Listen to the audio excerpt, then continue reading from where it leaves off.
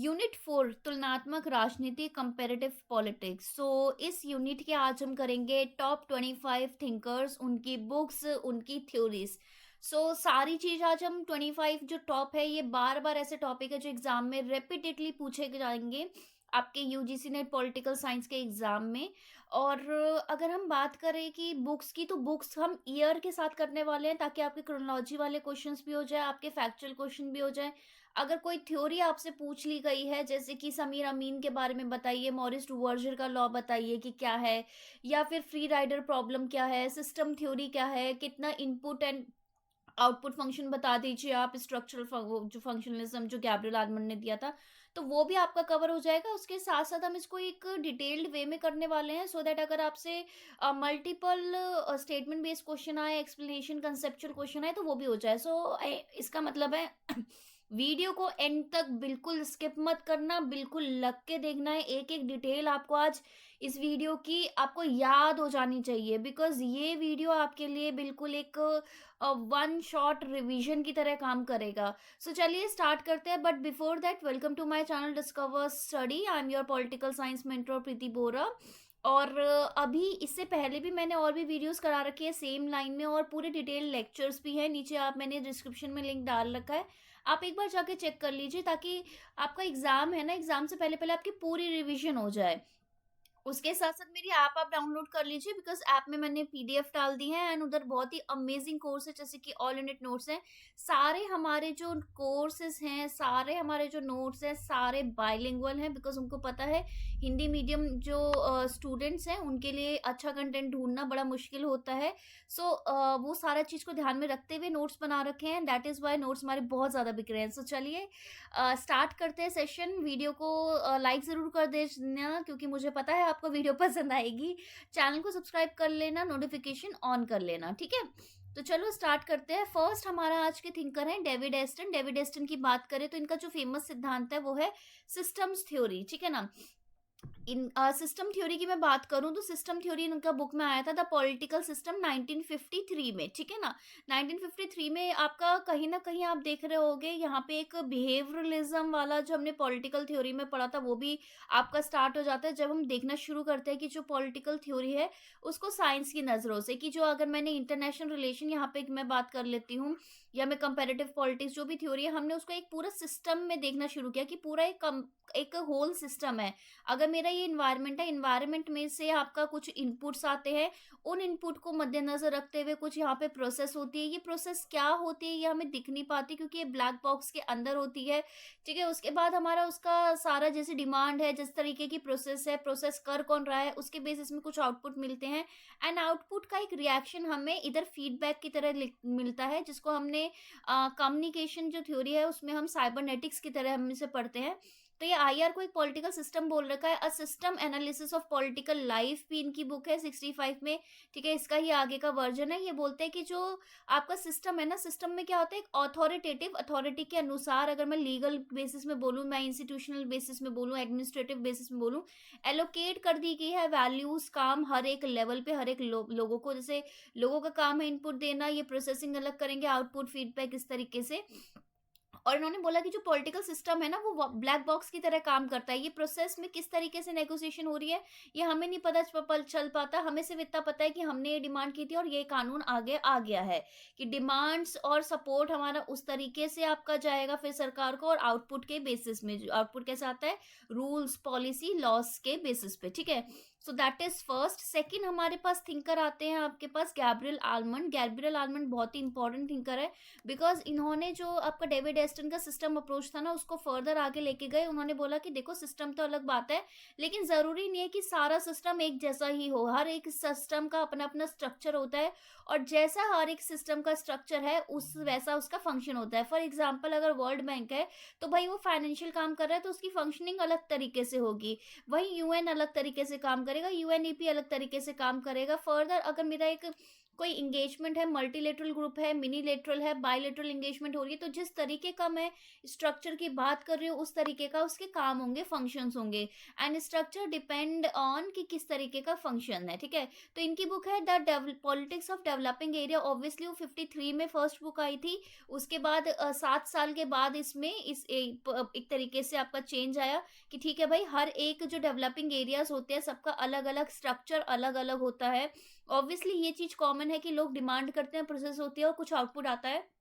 But structure कैसा है, क्या वो डेवलप्ड सोसाइटी है, डेवलपिंग है, लीस्ट डेवलपिंग है, इस तरीके से हर एक एरिया का स्ट्रक्चर अलग होने की वजह से फंक्शनैलिटी डेफिनेटली चेंज हो जाती है। कंपेरेटिव पॉलिटिक्स एक डेवलपमेंटल अप्रोच से जो उन्होंने देखा था, उनकी जो आपकी डेविड एस्टन की 65 वाली बुक आई थी उसके अगले साल आई थी ये बुक। इन्होंने आइडेंटिफाई किए थे कि 7 आपके पास फंक्शंस होते हैं, जैसे कि 4 आपके इनपुट फंक्शन, 3 आपके आउटपुट फंक्शन। उसमें से 4 इनपुट फंक्शन क्या होते हैं, जैसे कि आपका पहले पॉलिटिकल रिक्रूटमेंट आप कर लोगे, फिर इंटरेस्ट आर्टिकुलेशन, इंटरेस्ट आपका एग्रेशन, उसके बाद आप पॉलिटिकल कम्युनिकेशन, ये 4 आपके हो गए, ठीक है। उसके बाद आउटपुट में रूल मेकिंग, ठीक है, रूल आपका लेजिस्लेचर, ये एग्जीक्यूशन, इम्प्लीमेंट और अब्जुडिकेशन, इस तरीके से आपका 3 आपके फंक्शंस हो गए। इन्होंने बोला था किस तरीके से डिफरेंट स्ट्रक्चर, जैसे कि अलग अलग इंटरेस्ट ग्रुप या स्पेसिफिक फंक्शंस आपका परफॉर्म करते हैं, उसके हिसाब से हमारे डिफरेंट आउटपुट वेरी करते हैं। नेक्स्ट है यही आपके गैब्रियल आलमंड, लेकिन गैब्रियल आलमंड ने आपका सिडनी वर्बा के साथ मिलके एक बहुत ही इंपॉर्टेंट काम किया है। और ये जो पॉलिटिकल कल्चर की जो थ्योरी है ये आपके एग्जाम में बार बार पूछी भी गई है। तो बेसिकली इसका नाता है द सिविक कल्चर, जो कि 1963 की बुक है। इन्होंने देखा कि भाई देखो, पॉलिटिकल जो कल्चर अप्रोच है जो कि बात करता है कि सिर्फ इंस्टीट्यूशन या स्टेट या गवर्नमेंट से नहीं, बल्कि जो आपका कल्चर है स्टेट का, वो भी आपका इम्पैक्ट करता है कि किस तरीके का आपका कंपैरेटिव, मतलब आपका स्ट्रक्चर, पॉलिटिकल आपका स्ट्रक्चर रहेगा, ठीक है ना। सो इन्होंने आपकी 5 कंट्रीज ली, वो 5 कंट्रीज आप मुझे कमेंट में बताओ फटाफट से, ठीक है। और उन्होंने उसके बेसिस में बोला कि देखो 3 तरीके के कल्चर होते हैं, एक पैरोकियल, दूसरा होता है सब्जेक्ट और तीसरा होता है पार्टिसिपेंट, ठीक है। तो इन्होंने बोला 2 बेसिस में, एक नंबर 1 बेसिस था कि क्या तुमको अवेयरनेस है कि तुम्हारे आसपास तुम्हारे सरकार में क्या हो रहा है, और हाँ, क्या उसकी अवेयरनेस को तुम यूज करके उस पर कुछ एक्शन ले रहे हो, यानी कि तुम क्या पार्टिसिपेशन तुम्हारा कितना है, ठीक है, इस बेसिस पे। तो पैरोकियल वाले थे कि अवेयरनेस भी जीरो, पार्टिसिपेशन भी जीरो। सब्जेक्ट वाले वो थे जैसे जर्मनी, ठीक है, जिसमें 50-50 था। पार्टिसिपेंट वो थे जिसमें हर चीज 100-100 था, दोनों चीजें 100-100 था। एंड ग्रेट ब्रिटेन आपका बेस्ट कल्चर उसमें आपका खड़ा उतरा था नंबर 1 पे, ठीक है। तो इन्होंने बोलता है कि सिविक कल्चर बेस्ट होता है डेमोक्रेसी के लिए, ये इन्होंने आर्गुमेंट आगे दिया था। नेक्स्ट आ जाते हैं आपके पास सैमुअल पी हंटिंगटन, नंबर 4।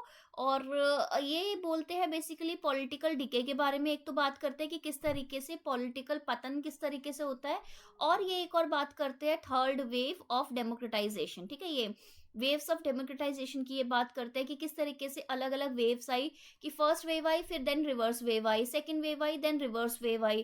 तो रिवर्स कैसे हो रहा है, तीसरा वेव आई, उसके बाद कुछ रिवर्स नहीं आई, बट उसके बाद हाइब्रिड काइंड ऑफ सिस्टम आपका आ गया, क्योंकि आपका ऑलमोस्ट 2/3 से भी ज्यादा, यानी कि 3/4 वर्ड से भी ज्यादा आपके डेमोक्रेसी अडॉप्ट कर ली। तो इनकी बुक है पॉलिटिकल कल्चर, पॉलिटिकल ऑर्डर कैसे चेंजिंग सोसाइटी में काम करता है, 68, और द थर्ड वेव 1991 में। और यहाँ पे आपका बेसिकली वेव्स ऑफ डेमोक्रेटाइजेशन के बारे में ज्यादा दे रखा है।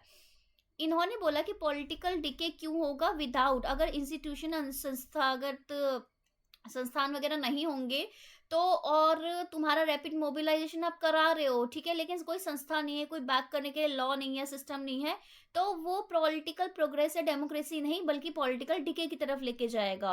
और इन्होंने वेव्स ऑफ डेमोक्रेटाइजेशन के बारे में भी बात की है। मेरा क्वेश्चन आपसे ये है कि तीनों वेव्स और रिवर्स वेव का कौन कौन सा टेन्योर रहा है, ये मुझे बताइए, क्योंकि ये भी आपका एग्जाम में आता है। नेक्स्ट आ जाते हैं आपके पास लूसियन पाई। लूसियन पाई ने काम किया है पॉलिटिकल डेवलपमेंट में, और इनकी बुक है एस्पेक्ट्स ऑफ पॉलिटिकल डेवलपमेंट। आप एक चीज नोटिस कर रहे होंगे कि मोस्टली बुक्स 65-66 के आसपास लिखी गई है when it comes to political development, political order, ठीक है ना। तो ये भी इनकी 66 की बुक है। इन्होंने बोला कि इन्होंने ना एक टर्म को बात की है, जैसे आपका पॉलिटिकल डेवलपमेंट में, ये आपका ये पॉलिटिकल में डीके की बात अगर मैं करूं तो इससे एसोसिएटेड है, ये भी आपके टर्मिनोलॉजी पूछी जाती है कि इससे एसोसिएटेड है सैमुअल पी हंटिंगटन, ठीक है। अच्छा, ये पीडीएफ मैं अपने चैनल में डाल दूं, मैं सॉरी उसमें डाल दूंगी, ऐप में आप डाउनलोड कर लेना मेरी, ठीक है ना। वैसे ही लूसिन पाई आपके एसोसिएटेड है डेवलपमेंट सिंड्रोम से। ये बोलते हैं कि देखो डेवलपमेंट आपका ना जब तक ईसीडी नहीं होगा ना तब तक हो ही नहीं सकता है। इनकी इक्वालिटी के बेसिस पे होना चाहिए कि आपका डाइवर्स कल्चर, इंस्टीट्यूशंस वगैरह ये सब हो, कैपेसिटी हो आपकी, ठीक है? ये सब चीज़ें आपका मतलब डेवलप करने की। एंड तीसरा डिफरेंशिएशन आपके पास होना चाहिए। जब तक समानता, क्षमता और विभेदीकरण नहीं होगा, आप पर्टिकुलरली पॉलिटिकल डेवलपमेंट नहीं कर सकते। नेक्स्ट आ जाते हैं रॉबर्ट दाहल, जिनका मेजर वर्क रहा है पॉलीआर्की में। ये इनका बेसिकली मानना है कि जो सोसाइटी में जो पावर है ना, वो किसी single person, single unit, single group में नहीं होती। वो बेसिकली कहीं न कहीं डिवाइडेड होती है, ठीक है? डिवाइडेड होती है अमंग ग्रुप्स, ठीक है? Among various groups, right? और हम बोल सकते हैं कि सब में इक्वली भी डिवाइडेड नहीं होती, ठीक है? कम-ज़्यादा होती है बट ऑब्वियसली डिवाइडेड होती है, ठीक है? ये ध्यान रखना। सो बेसिकली इन्होंने बोला पॉलीआर्की, पॉली यानी कि मेनी, न्यूमरस, आर्की मतलब रूल, ठीक है? सो इनकी बुक भी थी पॉलीआर्की, पार्टिसिपेशन कैसा है और अपोजिशन कैसा है, 1971 का। जब ऑर्डर तुमने 1960s में जब पॉलिटिकल ऑर्डर, पॉलिटिकल डेवलपमेंट वाली चीजें डिस्कस कर ली, उसके बाद नेक्स्ट उसमें आप क्या कर रहे थे, नेक्स्ट उसमें आप बात कर रहे थे कि किस तरीके से आप डेमोक्रेसी आगे जा रही है। पॉलीआर्की एक फॉर्म ऑफ गवर्नमेंट होती है जहां पे पावर मल्टीपल पीपल या फिर मल्टीपल जो ग्रुप्स हैं उनके पास होती हैं। इसमें अगर आपको हाईएस्ट लेवल ऑफ डेमोक्रेसी कब मिलेगी, जब सारे ग्रुप पार्टिसिपेट किए रहे। इसलिए अगर हायर पार्टिसिपेशन है और हायर कंटेस्टेशन है तभी जाके आप ग्रो करते हो। दैट्स हिज सेइंग, ठीक है ना? सो बेसिकली रॉबर्ट ढाल इस चीज पे बात करते हैं। और वीडियो यार लाइक जरूर कर देना, ठीक है? मेरे एफर्ट्स, मेरे गले चिल्लाने को वेस्ट मत होने देना, ठीक है? और ये हर एग्जाम के लिए सही है ये वाली वीडियोस, ठीक है? सिर्फ इस वाले एग्जाम के लिए नहीं, कोई भी एग्जाम के लिए। देन अरेन लिस्फर्ड, अरेन लिस्फर्ड की मैं बात करूं तो ये बेसिकली एसोसिएटेड है कंसोसिएशनल डेमोक्रेसी। बेसिकली सोशल कंस्ट्रक्टिविज्म वाली जो थ्योरी हम पढ़ते हैं ना आईआर में, ठीक है? उसमें अगर आप बात करोगे कि भाई जो आपके डेवलपमेंट वगैरह होती हैं वो कैसे होती हैं, वो ऐसे होती है कि जो सोसाइटी है ना, अब वो इनकी बुक है democracy in plural society. Again इन्होंने भी प्लूरल सोसाइटी की बात की है, देखो 1970s में किया है। मैंने बताया ना 1970s से आपका डेवलपमेंट सारा आप मॉडर्नाइजेशन और डेमोक्रेसी पे आप बहुत काम हो रहा था। 1977 की बुक है ये बुक। इन्होंने बोला कि देखो सोसाइटी अगर प्लूरल है तो वहां पे डेमोक्रेसी कैसी होगी। डेमोक्रेसी का मतलब क्या होता है कि भाई जो हाईएस्ट जिसको वोट मिले वो जीत गया। अब क्या उसको सबके वोट्स मिले हैं, कंसोसिएशनल डेमोक्रेसी कैसी है? तो एरन लिस्फर्ड कंसोसिएशनल डेमोक्रेसी से एसोसिएटेड है। कंसोसिएशनल डेमोक्रेसी का मतलब होता है कि एक पावर शेयरिंग मैकेनिज्म है, अगर एक सॉल्यूशन की तरह वो काम करेगा कि अगर आपकी बहुत ज्यादा प्लूरल सोसाइटी है तो सबका भला कब होगा, जब सब में प्रॉपर आपका पावर शेयरिंग होगी, तब वो डेमोक्रेसी होगी। और ये कैसा होगा कि जो आपके इलीट लेवल पे है वो भी कोऑपरेट करे, तो सबको जगह मिले तो, ठीक है? तब जाके आपकी प्रॉपर पावर शेयरिंग हो सकती है। देन आते हैं आपके थेडा स्कॉकपोल। सो स्कॉचपॉल बेसिकली ये बात करती है न्यू इंस्टीट्यूशनलिज्म या स्टेट सेंट्रिक चीजों पे। सो बेसिकली जो बुक है वो है स्टेट्स एंड सोशल रेवोल्यूशन 1979 की। सो आपने देखा ही होगा जब हमने लिबरलिज्म पढ़ा था तो लिबरलिज्म स्टार्ट हुआ था कि भाई जो स्टेट है ना वो आपका इंटरफेयर नहीं करेगा, ठीक है? स्टेट इंटरफेयर ज्यादा नहीं करेगा। देन आप पॉजिटिव वाले में गए, देन आप वेलफेयर वाले में गए, देन आप न्यू वाले में गए, ठीक है? इस तरीके से आपका स्टेट चल रहा था, स्टेजेस, वेरियस स्टेजेस। इसमें हम देख रहे थे कि स्टेट कितना पार्टिसिपेट, कितना इंटरफेयर करेगा, और क्या स्टेट का पार्टिसिपेशन को हम नेगेटिवली देखें या पॉजिटिवली देखें, ठीक है? कि वो कैसे काम करता है, इस तरीके से हमने देखा। सो इसी पूरी आपके डिस्कशन में थेडा स्कॉकपोल का आपका आता है कि न्यू इंस्टीट्यूशनलिज्म, कि भाई जो इंस्टीट्यूशन है ना उनका बहुत बड़ा रोल है, राइट? सो बेसिकली ये बोल रहे हैं कि जो स्ट्रक्चरल कॉज ऑफ रेवोल्यूशन क्या होता है, बेसिकली इन्होंने फर्स्ट तो ये इस पे बात किया है। और फेमस क्या है, ब्रिंग द, इनका जो एक कोट है, bring the state back in. तो इस तरीके से एक कोटेशन भी आपसे पूछी जा सकती है। सो अभी तक ना एक ऐसे स्टेज में आप लोग आ गए थे जब हम लिबरलिज्म के अलग अलग फेजेस देखते हैं कि स्टेट का जो पार्टिसिपेशन है उसको निल ही कर दिया था ऑलमोस्ट, कि आपका इंडिविजुअल्स है, उनको फ्रीडम है, वो अपनी चॉइसेस खुद मेक कर सकते हैं। तो why do we need states, ठीक है? स्टेट को सिर्फ जो बड़े बड़े काम है सिर्फ उसके लिए रखो। बट हम ये चीज इग्नोर कर रहे थे कि स्टेट और भी चीजों में काम आता है, जैसे कि आपकी स्कीम्स में पॉजिटिव एक तरीके से फैसिलिटेशन, डेवलपमेंट के लिए, मॉनिटरिंग के लिए बहुत चीजों में काम आता है। और हमारा स्टेट का नेचर दिन प्रतिदिन हमारा बदलते गया है। पहले हमारा स्टेट्स अलग था, अब हमारा एक वेलफेयर स्टेट है। तो उन्होंने बोला कि स्टेट सेंट्रिक डेवलपमेंट कैसे होगा, स्टेट सेंट्रिक पूरा एडमिनिस्ट्रेशन कैसे चलेगा, उस पे बात करी। और उन्होंने बोला कि स्ट्रक्चरल कॉज क्या होता है रेवोल्यूशन का, कि भाई लोग रेवोल्यूशन क्यों करते हैं, क्या कुछ स्ट्रक्चरल आपके लूप होल्स हैं, और अगर हैं तो क्या हम स्टेट उसको क्या पूरा कर सकता है, फिल अप कर सकता है, ये बात हुई थी। नेक्स्ट आ जाते हैं आपके पास बेरिंगटन मूरे। ठीक है, मुझे जरूर बताइएगा कि आपको लेक्चर कैसा लग रहा है, ठीक है ना। सो बेरिंगटन मूरे का बेसिकली ये social origins of dictatorship and democracy, कि भाई डिक्टेटरशिप जो है और जो डेमोक्रेसी है उसका ये जो सामाजिक बेसिकली जड़ क्या है। इनकी देखो बुक भी वही है, social origins of dictatorship and democracy 1966 की। इन्होंने बोला कि जैसे उस समय में क्या था, 1960s तक का टाइम था, ऑब्वियसली डीकोलोनाइजेशन हो चुका था आपके after second world war. But हमारे देश में भी हमको पता है ना कि जमींदारी एकदम से नहीं गई थी, बड़े बड़े लॉर्ड्स, बड़े बड़े पीजेंट्स एकदम से नहीं गए थे। सो कहीं ना कहीं इनका रोल क्या था आपका ट्रांजिशन कराने में मॉडर्निटी तक, ठीक है ना। और इनका फेमस कोट है बेंटन मुने का कि नो बुर्जुआ नो डेमोक्रेसी, कि बिना बुर्जुआ के कोई भी डेमोक्रेसी हो नहीं सकती। बिकॉज चॉइस आपके पास तब मिलेगी ना जब आपके पास बहुत ज्यादा प्रॉफिट होगा, ये सारी चीजें ये सारी इन्होंने बोला, इस तरीके से इन्होंने बोला। हम इनके थॉट से एग्री कर सकते हैं, डिसएग्री कर सकते हैं, बट एग्जाम में जो आएगा वो हमें पढ़ना ही पड़ेगा। नेक्स्ट आ जाते हैं आपके पास thinker Emmanuel Wallerstein. Basically Emmanuel Wallerstein की अगर हम बात करेंगे तो he is associated with world system theory, जो कि बेसिकली क्रिटिसाइज करती है, ठीक है। ये क्रिटिसाइज करती है आंड्रे गुंडर फ्रैंक की डिपेंडेंसी थ्योरी को, ठीक है, वो भी मैं भी बताऊंगी। सो बेसिकली ये बात करती है कि जो वर्ल्ड सिस्टम है ना वो ऐसा नहीं है कि जानबूझ के कुछ कर दिया, ये कर दिया है। इन्होंने 1600 वाले एरा का कॉलोनिज्म को स्टडी किया, और फिर इन्होंने देखा कि देखो वर्ल्ड ना इस तरीके से ना एक सिस्टम में बन गया है। जैसे हम अलग अलग सिस्टम की बात करते हैं, ऐसे वर्ल्ड भी एक सिस्टम में बन गया है जिसमें 3 इकाई है, कोर, ठीक है, देन ये आपका सेमी पेरिफेरी, ठीक है, एंड देन आपका सबसे एक्सट्रीम पे पेरिफेरी। सो ऑब्वियस सी बात है, ये जो पेरिफेरी वाले नेशन है हमको पता है ये इतने अमीर नहीं है ऑब्वियसली, बट इनके पास रॉ मटेरियल्स हैं, ठीक है, और इनके पास लेबर है, ठीक है, एंड मोस्ट इम्पॉर्टेंट ये तो भाई मार्केट है ना, क्योंकि ये इतने डेवलप नहीं है। यहाँ पे आप इंफ्रास्ट्रक्चर डेवलपमेंट कर सकते हो, ये एज अ मार्केट आपको ट्रीट करेंगे। तो मार्केट अगर ये इन्वेस्ट करेंगे मतलब सामान खरीदेंगे तो पैसा तो इधर ही आएगा ना कोर के पास। कोर के पास क्या है, कोर के पास भाई मैकेनिज्म है हर चीज का, मशीन है, वो बना सकते हैं रॉ मटेरियल्स को फाइनल गुड्स में कन्वर्ट कर सकते हैं। उनके पास फाइनेंस है, उनके पास टेक है, उनके पास इंस्टीट्यूशंस है, उनके पास ये सारी चीजें हैं। सेमी पेरिफेरी कहीं ना कहीं इसका, ठीक है, प्लस इसका बीच में है, राइट। सो यहाँ से रॉ मटेरियल्स वगैरह ये सब इधर अंदर आता है, यहाँ से फिनिश गुड बाहर आता है मार्केट की तरफ, और इधर से सारा पैसा पैसा भी इधर जाएगा, लेबर भी आपका इधर ही जाएगा, रॉ मटेरियल्स इधर जाएगा। तो ये एक सिस्टम बन रखा है, ठीक है, और हर स्टेट अपने अपने टाइम पे अलग अलग लेवल पे होती हैं, ठीक है। सो अगर मैं बात करूं इनकी बुक की, तो इनकी बुक का नाम है the modern world system 1974। And basically world को ये कोर पेरिफेरी सेमी पेरिफेरी के बारे में बात करते हैं बेस्ड ऑन इकोनॉमिक एक्सप्लॉइटेशन, कि इकोनॉमिक एक्सप्लॉइटेशन के हिसाब से उन्होंने ऐसा इसको डिस्टिंग्विश किया है। देन आता है आपके पास Andre Gundar Frank. Andre Gundar Frank ने बेसिकली बात किया था डिपेंडेंसी थ्योरी की। इनकी बुक थी capitalism and under development Latin America 1967 में। सो बेसिकली इन्होंने कुछ इस तरीके से बात करा था।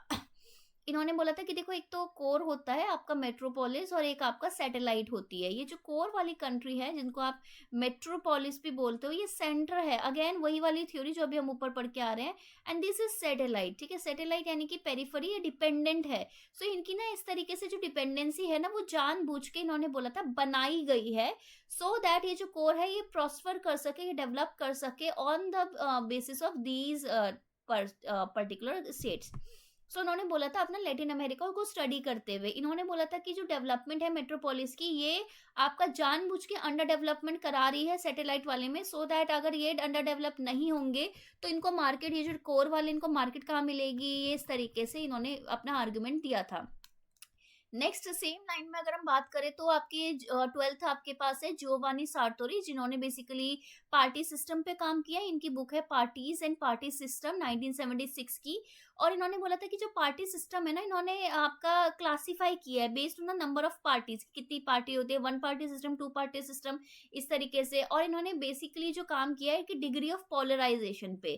ठीक है, पोलराइजेशन क्या होता है? पोलराइजेशन बेसिकली जैसे नॉर्थ पोल साउथ पोल वैसा वाला बात नहीं हो रही। पार्टी पोलराइजेशन का मतलब होता है कि किसका कितना मतलब एक तरीके से गुट बना दिया, ध्रुव बना दिया, कि सेंटर बना दिया, कि आप कितने सेंटर बनाते हो बेस्ड ऑन आइडियोलॉजी। ठीक है, बेस्ड ऑन आपका कुछ भी हो सकता है, आइडियोलॉजी हो सकता है, आपका कुछ इश्यू हो सकता है, आपका कुछ आइडेंटिटी हो सकता है। तो पॉलिटिक्स में हम हमेशा देखते हैं कि पॉलिटिक्स में आपके ऐसे वेरियस सेंटर्स बन जाते हैं, वेरियस गुट बन जाते हैं। So this is polarisation. कितने लेवल का है, ये सारी चीजें इन्होंने इस पे काम कर रखा है। ठीक है ना, ये ध्यान रखना। और ये एग्जाम में भी काफी बार आते हैं। नेक्स्ट आपके पास आता है मॉरिस डुवर्जर। इन्होंने बेसिकली दिया था डुवर्जर लॉ। ठीक है, सो डुवर्जर पे अगर मैं बात करूं, इनकी बुक है पॉलिटिकल पार्टीज, राइट, और जो कि 1951 की है। तो इन्होंने आर्ग्यू किया था कि जो प्लूरैलिटी रूल इन्होंने आर्ग्यू किया था कि जो इलेक्टोरल सिस्टम है ना, first past the post system, ये कहीं ना अगर हम बोलते तो कुछ भी है, लेकिन ये ना कहीं टू पार्टी सिस्टम की तरफ ले जाता है। क्योंकि जब लोगों के पास चॉइस आ जाती है तो ये बोलते हैं कि अरे या तो इसको जिता या तो इसको, मतलब कहीं ना कहीं दो पार्टी का डोमिनेशन हो जाता है। ये इनका आर्ग्यूमेंट है। ठीक है, नेक्स्ट आते हैं आपके पास सेमर मार्टिन लिपसेट, जिसको आप एसएम लिपसेट कहते हो। इनका मेनली एसोसिएशन है मॉडर्नाइजेशन थ्योरी, आधुनिकीकरण सिद्धांत से। बेसिक इनकी बुक है पॉलिटिकल मैन। इसका मुझे कंप्लीट नेम बताओ। ये पूरा नाम नहीं है, ये कंप्लीट नेम मुझे कमेंट में बताइए, बिकॉज बहुत सारी बुक का कंप्लीट नेम आपको एग्जाम में पूछने को आ रहा है आजकल। इन्होंने बोला कि जो इकोनॉमिक डेवलपमेंट है ना, आपका आर्थिक जो प्रगति है, वो आपकी डेमोक्रेसी के साथ होती है। ठीक है ना, इनका बेक ये स्टेटमेंट भी है, क्योंकि स्टेटमेंट बेस्ड क्वेश्चंस आते हैं कि आपको स्टेटमेंट दे देंगे, आपको बोलेंगे किसने बोला है। ठीक है ना, इनकी स्टेटमेंट है the more well to do nation, कि जितना ज्यादा कोई अच्छा नेशन होता है ना, कि बहुत अच्छा प्रगति कर रहा है, बहुत ज्यादा आगे जा रहा है, the greater chance that it will sustain democracy, तो उसका ज्यादा से ज्यादा चांस होता है कि वो डेमोक्रेसी भी सस्टेन कर सकता है। क्योंकि अगर आपकी इकोनॉमिक प्रोग्रेस होगी तो डेफिनेटली आपकी पॉलिटिकल प्रोग्रेस होनी ही है। ठीक है, नेक्स्ट आ जाता है आपका डेविड एप्टर। डेविड एप्टर ने बेसिकली मॉडर्नाइजेशन की पॉलिटिक्स पे काम किया है। इनकी बुक भी है the politics of modernisation, again 1965 की है। इन्होंने बोला है कि किस तरीके से जो ट्रेडिशनल सोसाइटी है ना, पारंपरिक समाज है ना, वो आपका कैसे मॉडर्न समाज बन गया। ठीक है, और इसमें जो मोबिलाइजेशन सिस्टम है ना, उनका क्या रोल है, कि किस तरीके से अलग अलग वेरियस मोबिलाइजेशन फैक्टर उस पर काम आए हैं। जैसे कि अगर मैं एग्जांपल दूं, इंडिया में हमने हमारा क्या ग्रीन रेवोल्यूशन, हमारा ग्रीन रेवोल्यूशन अगर मैं बात करूं, हमारी जो इंडियन की सोसाइटी थी उस समय प्राइमरी इंडस्ट्रीज में ज्यादा डिपेंडेंट थी after independence, and primary agriculture and elite sector पे ज्यादा फोकस होता था। तो उसको किस तरीके से ग्रीन रेवोल्यूशन की बाद आप देखोगे, उसका आपका किस तरीके से प्रोडक्शन एकदम से बढ़ जाता है। एंड फॉर एग्जांपल अगर एलपीजी रिफॉर्म्स के बाद अगर मैं बात करूं, तो हमारी जो सोसाइटी है वो एकदम से हमारा सर्विस सेक्टर आप देखोगे कि बहुत ग्रो कर जाता है। हालांकि इतना स्किल हमारे पास नहीं था, बट धीरे धीरे हमने सीखा, सब कुछ किया। तो ये मोबिलाइजेशन ही हुआ ना, कि कुछ चीज ने आपको मोबिलाइज किया एंड सडन आपको ट्रांसफॉर्मेशन मिलता है, कि ट्रेडिशनल सोसाइटी मॉडर्न बन जाती है कहीं ना कहीं। देन आते हैं आपके पास एडवर्ड शील्स। सो एडवर्ड शील्स की में हम बात कर लेते हैं। सो एडवर्ड शील का बेसिकली जो बुक है वो ये है सेंटर एंड पेरिफेरी। ठीक है, centre and periphery essays on macro sociology 1975। इन्होंने बेसिकली बात किया है कि सेंटर और पेरिफेरी में क्या आपका रिलेशनशिप है। जब मैं बात करती हूँ सेंटर और पेरिफेरी में, मैं इसको दो कंटेक्स्ट में बात कर सकती हूँ। एक तो मैं आपके डेवलप्ड एंड डेवलपिंग सोसाइटी जैसे कि डिपेंडेंसी थ्योरी वगैरह इस सब के कंटेक्स्ट में बात कर सकते हैं। दूसरा, हम विद इन अ सोसाइटी बात कर सकते हैं। ठीक है ना, विद इन अ सोसाइटी यानी कि एक पर्टिकुलर सोसाइटी में भी काफी आपने देखा होगा कि कुछ ऐसे सोसाइटी, कुछ ऐसे लोग होते हैं, कुछ ऐसे ग्रुप्स होते हैं जो कि सेंट्रल पोजिशन में, and some are on fringes, on periphery. ठीक है, सो बेसिकली इन दोनों के बीच में रिलेशनशिप कैसा है, centre values of a society और मार्जिनलाइज जो ग्रुप है उनके बीच में वैल्यूज कैसा है, कैसा बैलेंस है, किस तरीके से इनका इंटरेक्शन है, एंड देन उस हिसाब से डिसाइड होता है कि कैसी पॉलिटिक्स है उस एरिया की। नेक्स्ट आ जाते हैं जीन ब्लॉन्डेल। ठीक है, जीन ब्लॉन्डेल की बात करूं मैं, सो क्लासिफिकेशन ऑफ गवर्नमेंट इन्होंने बात किया है कंपैरेटिव पॉलिटिक्स में बहुत पहले से। ये अगर मैं बात करूं कंपैरेटिव पॉलिटिक्स की, one of the first book इन्होंने लिखी होगी। An introduction to the comparative government की बात हो रही थी उस समय 1969 में। सो कंपैरेटिव पॉलिटिक्स से पहले हम कंपैरेटिव गवर्नमेंट को कंपेयर करा करते थे, ठीक है ना। इन्होंने बेसिकली एक सिस्टमेटिक वर्क फ्रेमवर्क दिया था कंपेयर करने का पॉलिटिकल सिस्टम और एग्जीक्यूटिव्स को ग्लोबली, राइट। नेक्स्ट आ जाते हैं Walt Rostow. W W Rostow की अगर मैं बात करूं तो इन्होंने बात करा है कि एक इन्होंने लीनियर स्ट्रक्चर बता रखा है कि डेवलपमेंट का स्टेजेस होती है। The stages of economic growth, ठीक है, ये डेवलपमेंट नहीं है। अ नॉन कम्युनिस्ट मैनिफेस्टो, ठीक है, ये ध्यान रखना, 1960 है। इन्होंने बोला कि कोई भी कंट्री अगर डेवलप करती है ना तो वो जरूर ये 5 स्टेज से चलती है। पहले ट्रेडिशनल, ठीक है, इस तरीके से इनका ग्राफ था, इस तरीके से, ठीक है, यहाँ पे अलग अलग स्टेजेस इन्होंने बताया। दूसरा precondition to take off, कि टेक ऑफ होने से पहले, देन एकदम से टेक ऑफ हो जाएगा, फिर टेक ऑफ को वो सस्टेन करेंगे कि अच्छा यार इतना ग्रोथ हमें करना है, एंड जब ये सब हो जाएगा तब हम इनोवेशन, हाई मास कंजप्शन की तरफ जाएंगे, राइट। ये सारा इन्होंने बोला है किस तरीके से होता है। नेक्स्ट हमारे पास थिंकर है समीर अमीन। ठीक है, समीर अमीन जो है उन्होंने बेसिकली काम किया है अनइक्वल डेवलपमेंट में, कि जो डेवलपमेंट है ना वो जरूरी नहीं है कि सेम है, ठीक है, आपका अनइक्वल है। जैसे रूस्तो बोलते हैं ये 5 स्टेजेस है, जरूरी नहीं है कि वो 5 ही फॉलो होती है। हमारे इंडिया में हमने प्राइमरी सेक्टर से हमारा मैन्युफैक्चरिंग ढंग से डेवलप नहीं हो पाया, बट हमने सीधे सर्विस सेक्टर पे जंप मारा है, और अभी तक आज तक हम मैन्युफैक्चरिंग पे काम कर रहे हैं, ठीक है। और ऑब्वियसली अगर मैं बात करूं एमएसएमई वगैरह पे, सो इन्होंने बोला कि अनइक्वल डेवलपमेंट एक्यूमुलेशन किस तरीके से होता है वर्ल्ड स्केल में। 1970 में एक मार्क्सिस्ट डिपेंडेंसी थ्योरीज थे जिन्होंने फोकस किया यूरोसेंट्रिसिज्म। तो बेसिकली इन्होंने बात की है कि भाई किस तरीके से जो यूरोपियन जो स्टैंडर्ड्स है, यूरोपियन आपके values, European type of development, किस तरीके से वो सेंटर स्टेज फाउंड करते हैं, वो अपनी चीजों को सही बोलते हैं, इस तरीके से एक्सप्लॉयटेशन होता है ग्लोबल साउथ का, ठीक है, ये इन्होंने काम किया है। नेक्स्ट आते हैं मैल्कर ऑल्सन। सो ऑल्सन का तो बेसिकली फ्री राइडर प्रॉब्लम बहुत ही फेमस है। ये बात करते हैं कलेक्टिव एक्शन की, the logic of collective action कैसे होता है। 1965 में इन्होंने बात की है कि क्यों इंडिविजुअल फेल कर जाते हैं एक्ट करने में अपने कॉमन इंटरेस्ट के लिए due to free rider problem. जैसे कि फॉर एग्जांपल अगर मैं इंडिया में बात करूं, इंडिया में जो अपर मिडिल क्लास है वो बेसिकली वो पता है क्या है, आप अगर कायदे से देखेंगे तो उनको काफी ज्यादा, अगर मैं टैक्स की बात करूँ तो tax rates are really high, ठीक है, 20 to 30%, कुछ कुछ लोग 40% भी दे रहे हैं, ठीक है। सो बेसिकली क्या उन टैक्स के हिसाब से उनको कुछ एमिनिटीज मिल रही है, क्या नहीं मिल रही, ठीक है। सो क्या वो जाके चेक करेंगे, वो एक लिमिट तक ही चेक करेंगे, उसके बाद नहीं करेंगे। क्यों? क्योंकि उनको प्रॉब्लम नहीं है उस चीज से इतना, राइट। उनको मतलब ठीक है, उनको टैक्स है, ठीक है, वो लोग बोलते हैं, उसके अब उसके बाद भी उनको जीएसटी भी देना पड़ता है, ठीक है, जो इनडायरेक्ट टैक्सेस है वो भी देने पड़ते हैं। उसके बाद ये है कि ये फ्री राइडर प्रॉब्लम बेसिकली ये है कि जिनको फर्क नहीं पड़ता वो कुछ एक पर्टिकुलर प्रॉब्लम के बारे में आवाज नहीं उठाते, जिनको फर्क पड़ता है उनमें शायद इतनी कैपेबिलिटीज नहीं या कैपेसिटी नहीं होती, और जिनको फर्क नहीं पड़ता वो एनीवे उस चीज से उनको कोई फर्क नहीं पड़ रहा होता या उनसे उनको फायदा हो रहा होता है, तो सिस्टम वैसा का वैसा ही चलता रहता है। इस तरीके से इन्होंने अब का बात की है। नेक्स्ट आते हैं सी राइट मिल्स, जो कि इलीट आपकी जो थ्योरी है आपके जो क्रिटिसाइज करती है डेमोक्रेसी को, उसकी थ्योरिस्ट है सी राइट मिल्स। पावर इलीट के बारे में बात करते हैं। द पावर इलीट इनकी 1956 की बुक है। इसका मुझे कंप्लीट नेम आप मुझे लिख के बताइए, ठीक है। इन्होंने आर्ग्यू किया कि जो यूएस में पावर सिस्टम है ना वो बेसिकली ऐसा, जो इलीट बने हैं ना वो एक तरीका ऐसा नहीं कि सब एक ही लोग है, वो एक कहीं ना कहीं कंसंट्रेशन ऑफ ग्रुप्स है अमंग मिलिट्री, कॉर्पोरेट और ये पॉलिटिकल सब लोग मिलके। देन आ जाते हैं आपके पास रॉबर्ट मिशेल्स, ठीक है। रॉबर्ट मिशेल्स की अगर मैं बात करूंगी, इन्होंने दे रखा है आयरन लॉ ऑफ ओलिगार्की, ठीक है। तो आयरन लॉ ऑफ ओलिगार्की का मतलब क्या हुआ? आयरन लॉ ऑफ ओलिगार्की का मतलब ये होता है कि जो पॉलिटिकल पार्टीज है ना, एक मिनट,